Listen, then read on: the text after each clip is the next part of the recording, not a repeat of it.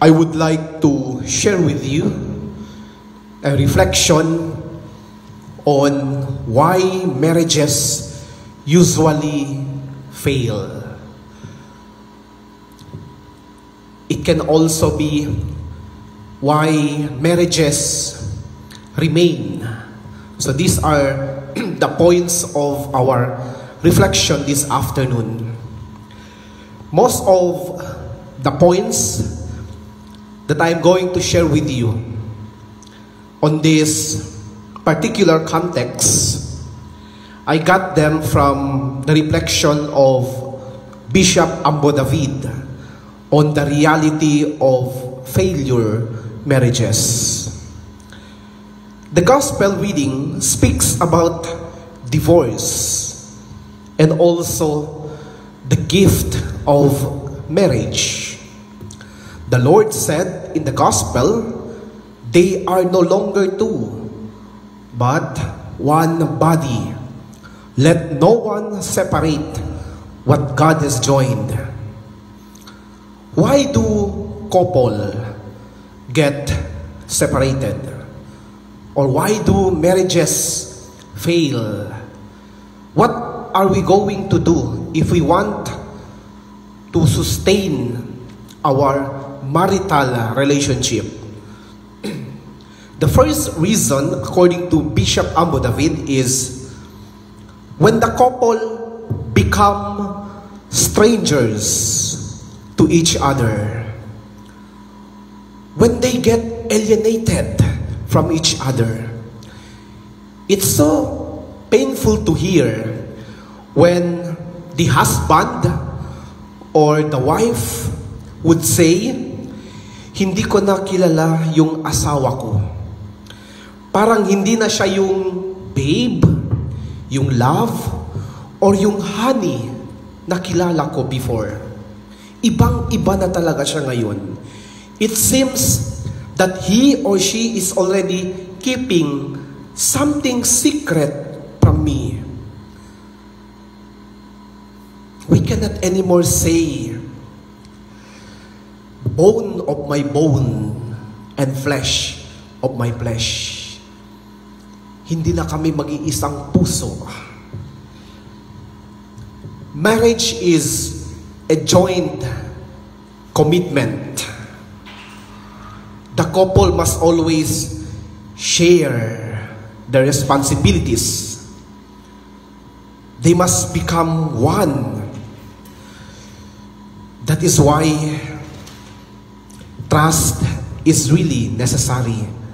Trust in the marriage is very important. Kapag wala na pong tayong tiwala sa isa't isa, mahirap bumuo ng pamilya.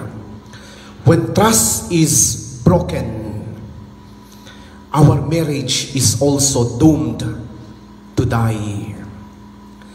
Marriage is a covenant, as said, when couple is at the brink of separation. I mean, marriage is a covenant, as said in the first reading from the book of the prophet Ezekiel. When couple is at the brink of separation, please remember that your relationship is a covenant. In the first reading, the Lord said, I will remember my covenant with you in the days of your youth and make in your favor an eternal covenant. Marriage is like that, my dear brothers and sisters. This is my personal experience in counseling and also giving advice to couples. I always encourage them, do not stop courting your wife. Do not stop serving your husband. What you are doing when you were still in the stage of BF and GF, continue to do it when you get married. Remember always the sweet memories. Because these sweet memories are very important in your relationship. Every time you would think of separating, go back to these memories. When you feel that you are breaking apart, balikan nyo po ito. Lalong-lalo na yung karanasan nyo. The time that you have said to each other, I do. This is very important. Because that expression, that manifestation, giving your consent to each other, nandun po ang Panginoon. Kasi ang relasyon nyo, nandyan ang Diyos. Huwag nyo po hayaan masira yan. Make God as the foundation and center of your relationship. Usually, when we get married, things would change. I hope when we get married, things would always be better. Nagiging mas maganda yung relasyon natin.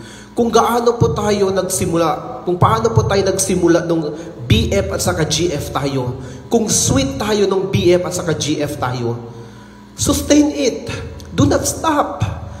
When for those who are married, for the husband, do not stop courting your wife every day. Let her feel always that she is so loved by you. Just like in the first reading, God reminds His people that you are loved.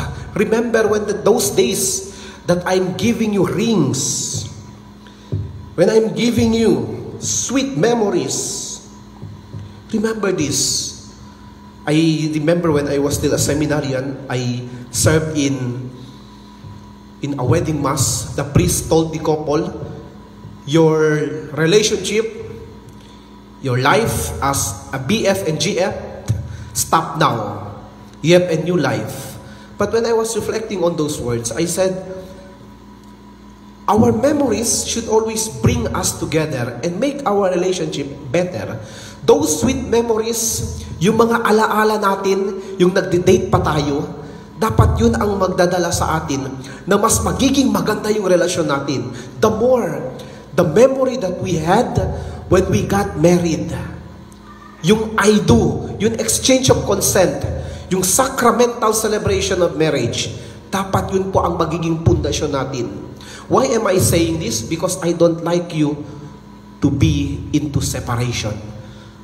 Ayoko po makita kayo that your marriage will fail.